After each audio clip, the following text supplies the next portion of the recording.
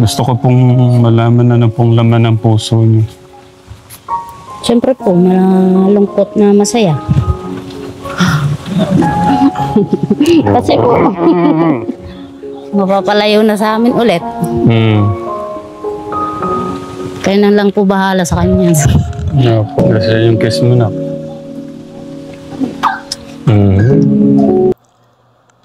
Ayun po, stop po muna natin. So just a heads up lamang po in this video is pag-uusapan po natin itong ito po yung araw na sinundo na nga po nila Tekram si Luis doon sa kanila.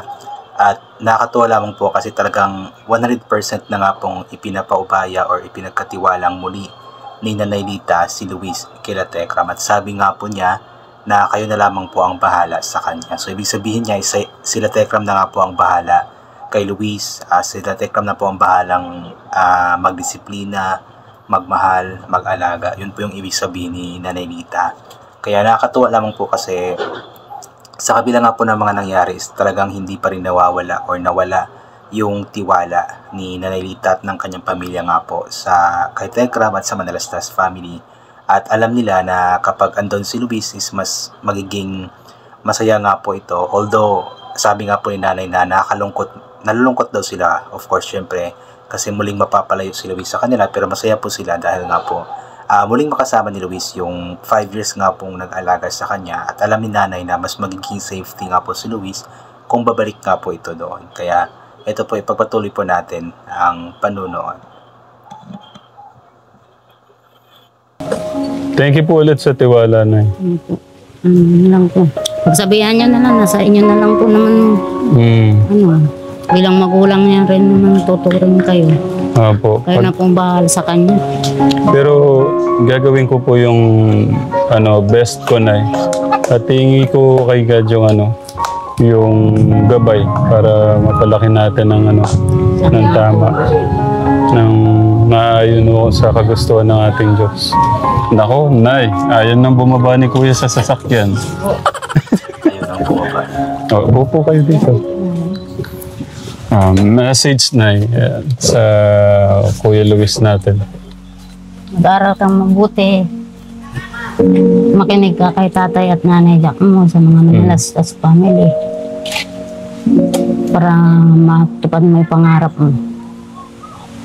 Kahit masakit man saan, malungkot.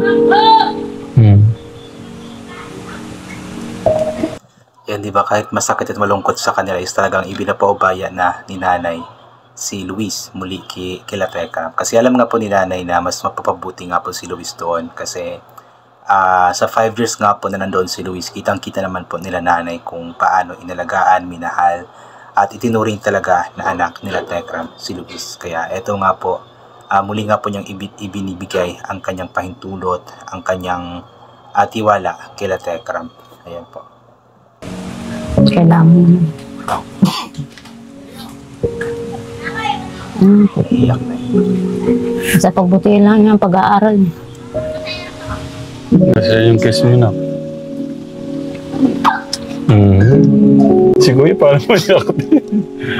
Basta... Pero nabanggit naman po ni Luis dyan sa vlog, hindi ko na po sinari dito sa clip, na lagi naman daw siyang bibisita sa kanyang pamilya. So mga 2 to 3 hours lang naman yata yung biyahe.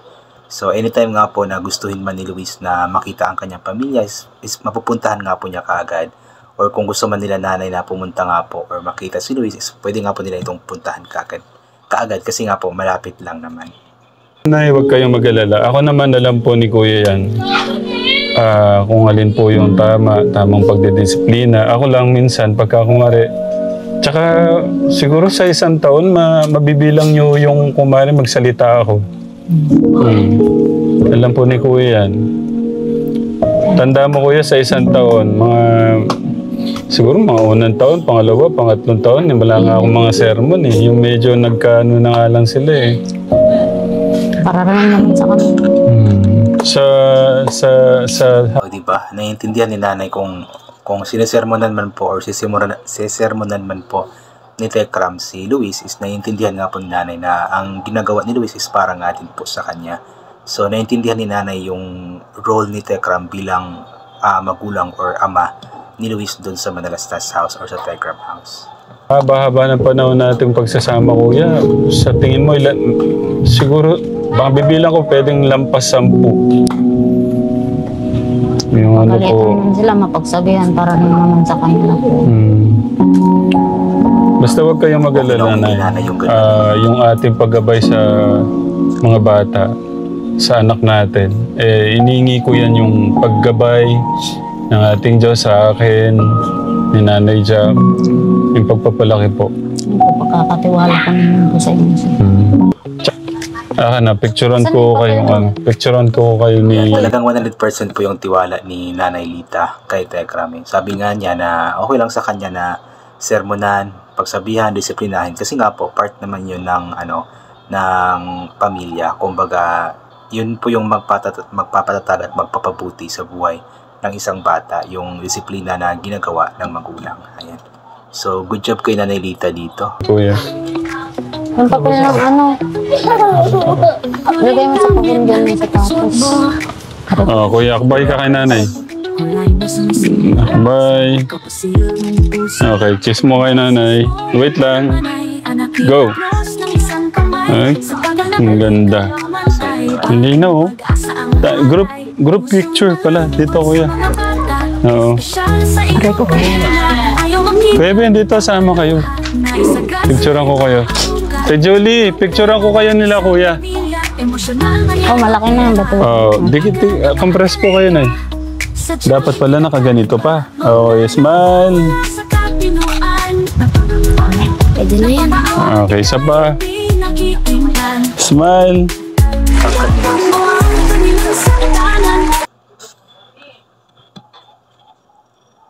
So yun nga po, kung gusto nyo po mapanood yung buong vlog po noon, is puntahan nyo po sa YouTube channel ni Sir Tekram. So talagang nakakatuwa lamang po yung tiwala na ibinibigay nga po ni Nanay Lita para kay Tekram, kay Nanay Jack at sa buong Manassas family. Kasi alam nila na mas mapapabuti nga po at maalagaan ng maayos at lalong magiging safety si Luis kapag andun nga po muli si Luis sa poder ni Tekram. Kaya good job po kay Nanay and hoping na sana si Luis nga po is yun, palaging sumunod kay Tekram, kay Nanay Jack at sa Manassas family kasi wala naman silang gagawin or sasabihin sa kanya na makakasama nga po sa kanya. Lahat ng ginagawa nila is para sa ikakabuti nga po niya. Ayan po, I think hanggang dito na lamang po itong gagawin ko na reaction video. So, thank you so much po sa lahat ng palaging bumabalik sa aking YouTube channel. So, inulit ko nga po palagi na ugalin po natin marasal po salamat sa lahat ng mga bagay na ating natatanggap kahit na diyan po natin ito hinihingi. Kasi nga po lahat ng mga bagay na meron tayo ay kaloob sa atin ng ating Panginoon at wala ang mga bagay na ito kung hindi dahil sa Kanya. And always bring pa yung kapote, sombrero, or anything na pwede maging protection sa katawan kapag lalabas po tayo. Nang sa ganun kapag mainit ay hindi po tayo mainitan. Or kapag biglang umulan ay hindi po tayo mababasa ng ulan. So God bless po and bye for now po.